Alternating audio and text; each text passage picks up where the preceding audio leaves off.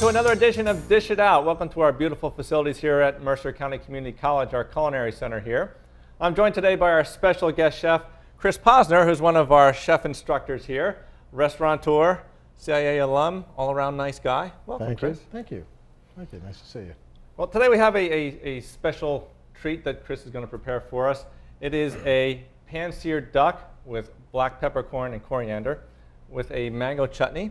Yep. And then we're going to play around with a variation of fried green tomatoes. So where do we start here, Chef? Well, we're going to start, I'm going to turn my pan on. I like to do my duck in a medium pan, medium hot pan. While that's getting warmed up, I'm going to take my duck breasts here. And we're going to get them seasoned up with our kosher salt. These are our black peppercorns. Crushed. Cracked black pepper, yep. And some ground coriander. Of course, you can adjust the amounts accordingly to your taste. Absolutely, of course. Coriander is one of my favorite spices to work with. So I'm going to do the one side, and I'm going to season the other side with just salt and a little bit of pepper. Just coriander on one side. Like most chefs, you like using the kosher salt? I do like to use kosher salt for many reasons. One of them being the size of the grain. It's not fine like sand. Also, I could season more liberally. It doesn't give it a salty flavor. It more draws out the natural flavor of the product.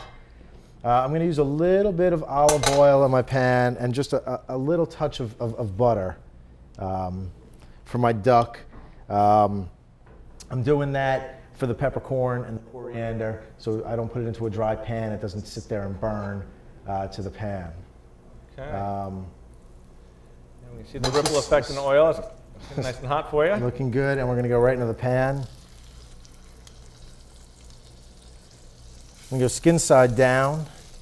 What we want to do is we want to render out that fat, get that skin nice and crispy. That's why we don't want a really hot pan. We don't want to burn the fat right away. We want to give it a chance to render out.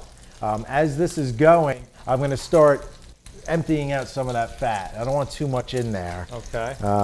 When we say render, what do we mean by render? Render is we're basically caramelizing or cooking the fat. It's kind of like bacon. When we cook bacon and you crisp that up. That's what we want. I want a nice crispy skin.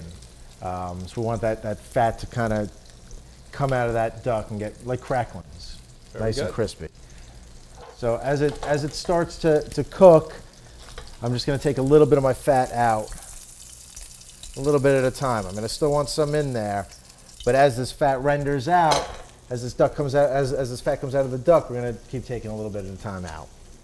Okay. So it's going to take a good couple of minutes, maybe 8-10 minutes to really render out well.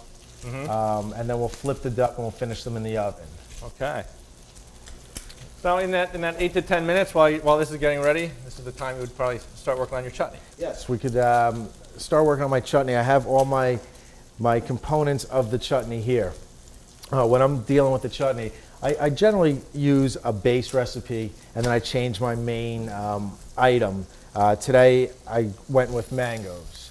I think the mango works very well with coriander, number one. Also, the mangoes were good. I don't want them real mushy, ripe and mushy. I don't want them really hard. These were good. They have some strength to them, so they won't completely break down in the chutney. Right. So a large part of the texture for chutney is, a large component of chutney is the texture itself. Right, absolutely. So I'm using mango, but sometimes, and again, depending on the time of year and stuff and what looks good, I might use pear, apple, quince. You can really use any number of things. I'm just going to check my duck. You see it's starting to render out. It's starting to get nice and crisp and browned up there. And we're getting that reservoir of fat building back We are, and I'm going to start to drain that off. As that starts to snap, crackle, and pop, guess where it's landing? So at home, if you want to try this, if you have one of those spatter screens to put over top. They save some wear and tear on cleaning the oven later on. Sure. The other good thing about the fat rendering off is I could use this fat. I could use this duck fat. I could use it for my chutney. I could reserve it and use it. A really great thing to use it is if you're just doing some potatoes or something, some hash browns. I mean, duck fat's got amazing flavor. Yes. Even in fried green tomatoes, maybe? Sure, absolutely. So as this is starting to render out, I don't want to really high flame because I don't want to burn the spices and the peppercorns. I don't want to burn the duck. So we'll allow that to go. Should I flip them and throw them in the oven? Yeah, let's go ahead and do that. Okay. I'm going to flip them once they're nice and rendered out. I just flip them once, I throw them right into the oven. Okay. While those are baking off in the oven, we're going to switch over to our chutney. Okay, for the chutney, again, I'm just going to start off with a little bit of butter. A little bit of olive oil. You are cheap. I thought I was cheap. I get tagged with that all the time. Just a little bit to coat the bottom of our pan. Like I said earlier, I have all my mise en place here, especially when you're dealing with most things, but certainly with the chutney. You want to have everything at the ready. You don't want to start your onions and then realize you got to go dice your mango or go grab your brown sugar. So you have all your components ready here to go. Once my butter and oil are hot, I'm going to start off with some pretty fine onion in the pan. Looks like that's about 1 plastic teaspoon full of onion there. I also have some minced ginger. I'll run through the ingredients real quick. I have some minced ginger, some garlic, brown sugar, cinnamon, mango, allspice, dried cranberries, red vinegar, lemon zest, and I have a half a lemon because I'm going to use some of that juice as well for the acid, chopped pecans, and then I had some extra orange zest lying around. We may or may not use it. It's one of those things. It could work well with the duck, orange and duck, kind of a classic combination, so we'll see. Maybe we'll use it. Once this onion starts to sweat out a little bit, I'm just going to season a little bit. Again, a little salt. And we talk about sweating the onions. We were doing that without any color. Without any color, just drawing some of the flavor out, letting them cook out, letting them give off some of their moisture. And then I'm going to go ahead and I'm going to add a little bit of ginger, fresh ginger. About a half teaspoon of that ginger. Fresh chopped garlic. A teaspoon of that. All right. Now, key components of our of any chutney would be sugar, some kind of acid, typically onions, and some fruit. And our acids today are both the red vinegar and the lemon. Yes, and that's the beauty of using like a base recipe like this. I mean, you can really go wherever your imagination wants to go with it. If you don't like mangoes, then use pears. You don't like pears, use apples. You don't like apples, use quince. What if I like strawberries? Yeah, sure, why not? You can make a strawberry chutney. I think the strawberries probably break down too much flavor. More like strawberry sauce. So once this gets going, I'm going to put some of my acid in there, some of my vinegar, and then some of my seasonings. Okay. Well, you can smell that vinegar. That'll clear your sinuses. Yeah, clear it right out. Our 5 spices and cinnamon in there. I'm going to turn that. I don't want a high flame. I want to let it cook kind of on the slow side. Okay. We'll throw our dried cranberries in there. Always, of course, optional. I throw them in there just for a little bit of contrast, also for a little bit of color. I'm going to throw some of my lemon zest in there. Just a little bit. I'm just going to put a couple of drops of lemon juice in there. Fresh squeezed. And that's the part at home when you're ever squeezing lemons, you ever find the cut you didn't know you had? Yeah. Yeah, that's a good way to do it.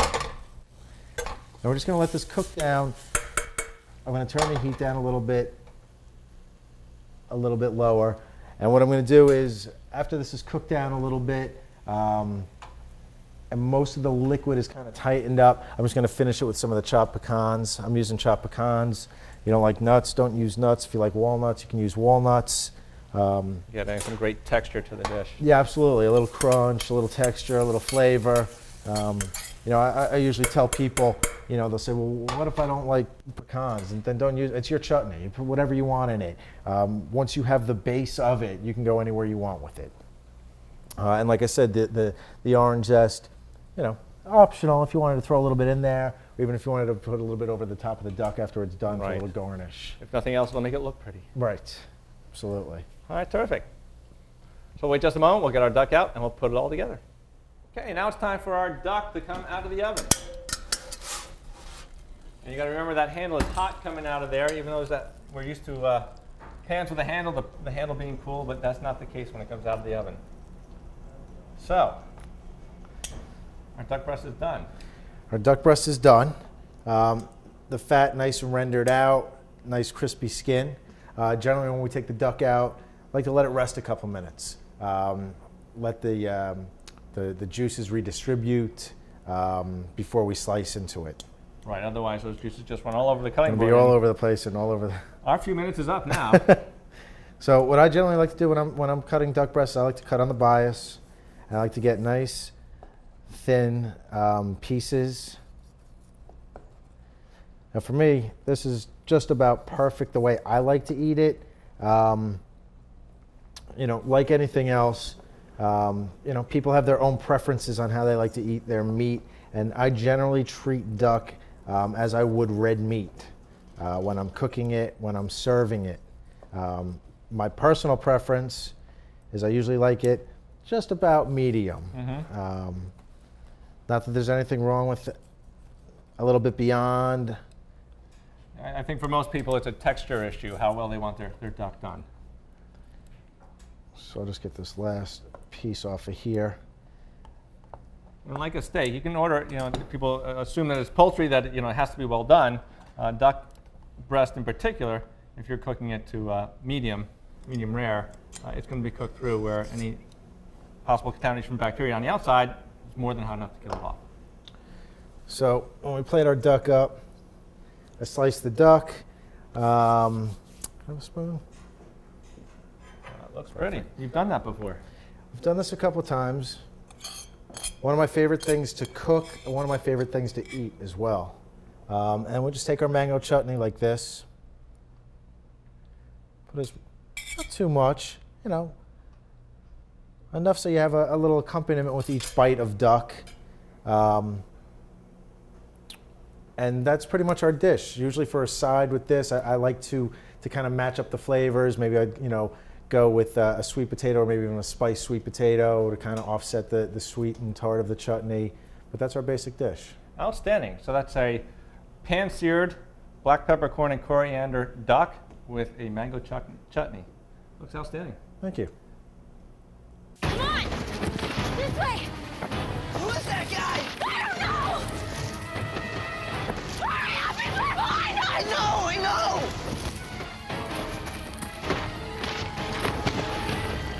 Come on, get up! 407 years ago. Think history is a little scary? Then log on to loc.gov and see how much fun it can be. The Library of Congress at loc.gov. Pants, pants, pants. I am folding the pants.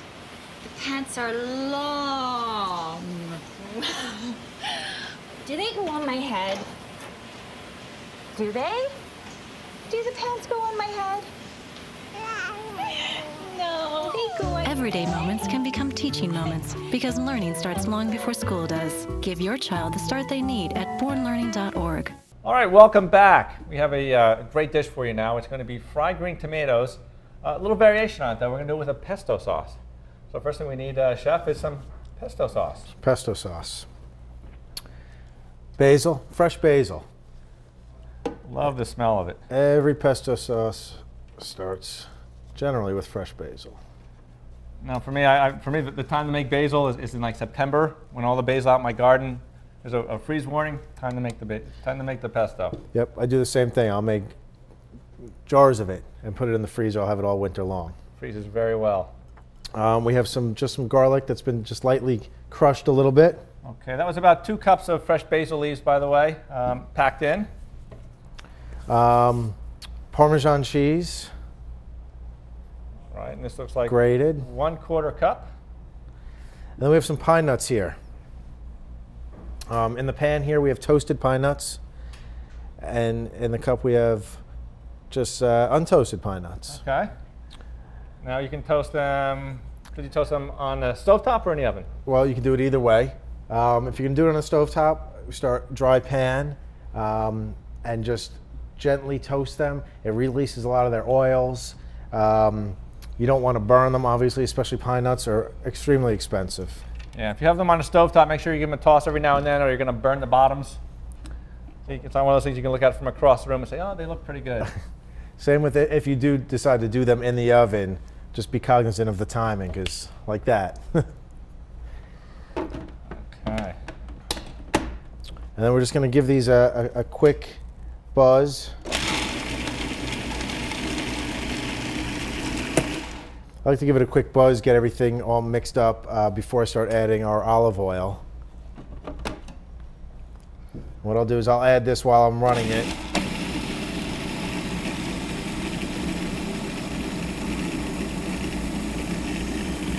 It's about 1 ounce of oil.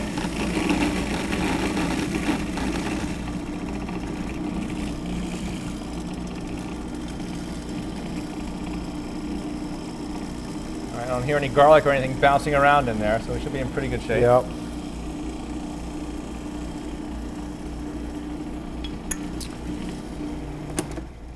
What I'll generally do at this point is maybe just scrape the sides down. Get some of that basil off the edges. All right, be careful, that's a sharp blade in there. Digging around in here. How does it look? Come together? Yeah, it's getting very thick. What's causing that? Sometimes what will happen is if there's moisture in the basil and a little bit too much oil, and we actually form an emulsion, almost like a dressing. So sometimes if that happens, I'll add maybe just a little bit of water just to loosen it up. It depends on what my application is going to be with it, to be honest with you. Or sometimes I'll just without forming an emulsion, just mix some more oil in there and almost make like a basil oil. So there's a couple of different ways we can go about it. So we can leave it as is now, and then we can adjust it how we want later on. Absolutely. Absolutely. I think that's what we're going to do. Okay, well now it's time to start our fried green tomato aspect of this recipe. And you had some ugly fruit earlier. Now you have some ugly vegetables here, Chris. What's going on? It's that time of the year, unfortunately. Tough to get good tomatoes this time of year. But we do have a couple of different stages, different types. Some of the tomatoes that you get this time of year, you could probably even fry because they're at that stage of just hardness. Right. With our fried green tomatoes, typically we're looking at something that's very hard, not as typically high a moisture content as you have with a ripe tomato, so you can handle the oil without snap, crackle, pop, and hurting you. So if you have in the winter time, when tomatoes look really lousy, think fried red tomatoes or pink tomatoes, depending on how they do or don't look as far as color. So what we're going to do is we're going to slice these up in a couple different thicknesses for 2 different applications that we're going to show you. Now, to cook fried green tomatoes, quite often they're breaded in cornmeal, which is can be very gritty. We're going to avoid that, and rather than using just plain breadcrumbs, we're going to use panko breadcrumbs. But before we can get to the frying part and breading part, we need some oil to cook in, and we're going to use bacon fat. Now, you can use the same pan that you're going to cook in, but I don't like to do that. I like to start with a relatively clean pan. You can see I have some bacon here that I've cooked off, and we've rendered this fat off. There's that word render again. Right, we allow the fat to come out of it. And if you look at this bacon here, right, it's still not quite crisp yet, but that's exactly how I want it. What I can do with the bacon that isn't quite crisp, I can make my appetizer that we're making look a little more fancy.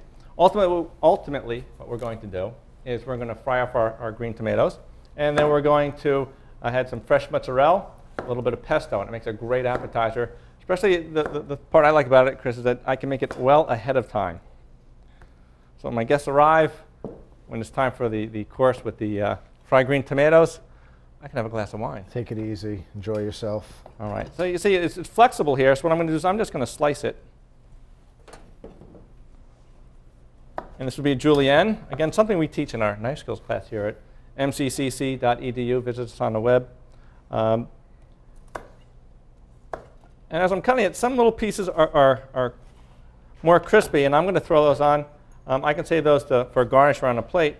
But what I do is I take these little strips, and then I put them back in the oven, and I bake them off a little more, and I end up with these little crisps.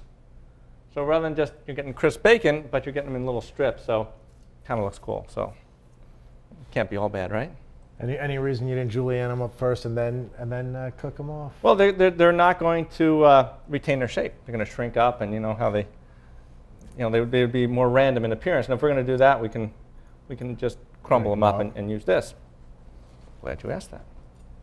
All right, so next what we need to do is we're going to heat up our oil, and we're going to do a standard breading procedure of flour, egg wash, and panko breadcrumbs. And we're going to fry them off. OK, it's time to get frying here. And we have our green tomatoes here sliced. And we have our standard breading set up here, and which is our flour, egg wash, and panko breadcrumbs for today. One of the things that you always want to do is keep one hand dry and one hand wet. Otherwise, it looks like, you've seen that. People look like they're wearing mittens by the time they bread a case of something. Right. So if I'm going to ask you, Chef, you'll start our procedure here. And if we look at the oil here, you can see we're starting to get some movement in there. There's a little bit of the bacon particles left in there, and they're actually swimming around in there a little bit. That's the temperature we want. If it gets too hot, if it gets to the smoking point, then we're going to have a problem. For the quantity of the bacon fat that's in there, what we want to do is look at, do we have enough to fry it? So for pan frying, we want to go about halfway up the product that we're actually cooking. So in this case, we didn't have quite enough bacon fat. Imagine that, not enough bacon fat. So what we actually did is we supplement it with a little bit of vegetable oil. We'll be good to go. So now with the panko breadcrumbs, they're going to add a nice crunch to things. And if we really want to get carried away, we could actually double dip this, but we won't go there. And again, if you notice, when I laid it down in the pan, I laid it down so it went away from me. So I'm not going to wear, in theory, I'm not going to wear any of that fat. If you're proficient with tongs, that's a good way to keep from wearing mittens when you're breading things up. Take some practice, but once you got it down, it is much easier. All right.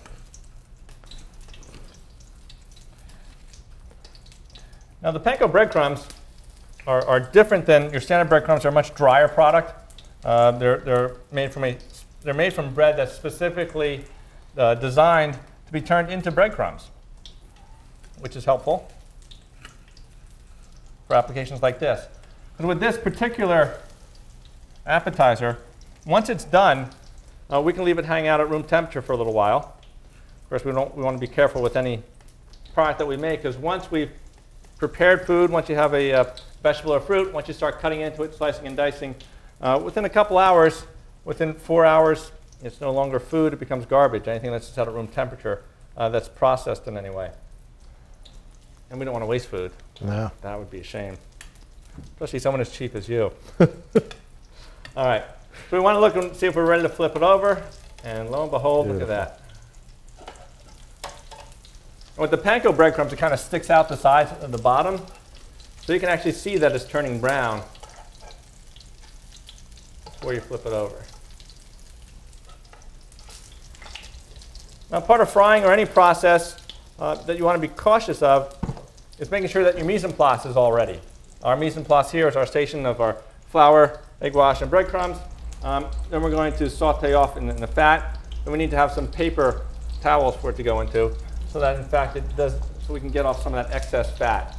Again, you can actually have too much bacon fat. Hard to believe, I know. All right. It doesn't take a whole lot of time. All right, so we're getting the color we want. And these guys are the thicker of the two. And we have a couple here that are kind of a little thinner. Actually, we wanted a couple thick ones, a couple thin ones. So I want to show you two different ways that we can plate these up. All right. Chef, if you would, hand me, give me another black plate here. Sure. We'll start off with our first one here, and then we're going to plate this up on here. And we have some fresh mozzarella here, which we've sliced. And let me grab a thicker slice here. This guy. I'm going to put that right on there like that. And the heat, residual heat from the fat, is going to help that cheese kind of melt into it just a little bit. And we give it a little smear pesto sauce on top. And then we have some bacon to throw on there, if you would, Chef. And we have our strips. I kind of like to put them across the top. And then kind of around the plate, I'll throw some of the little bacon bits that we created. And then garnish it with a nice little leaf of basil. And we're good to go. Maybe you're not so cheap. I said little leaf of basil. Okay. The other thing that we could do, if we have some smaller pieces, is build it more like a Napoleon. All right. So in this case, we put our fried green tomato on there. We're going to add a little bit of pesto. A spoon here. And we're going to use this as glue. Some good tasting glue. If you ever have to eat glue, pesto glue is the best. Okay, so now we have a thinner sliced mozzarella. And we're going to take our other thin slice here, put this on top. And this is looking more like a fried green tomato Napoleon. Add a little piece on top here. Smear there. All right, and if you would hit it with the bacon again and a small basil leaf, then we're good to go. So there you have a different way to prepare fried green tomatoes. Something a little different, maybe not traditional, but let me tell you, it is very good. This is one of my favorites for an appetizer. You did find the big leaf. Biggest one in there. All right. So there we have it, and we're going to put this together with our duck and see what we created on today's show.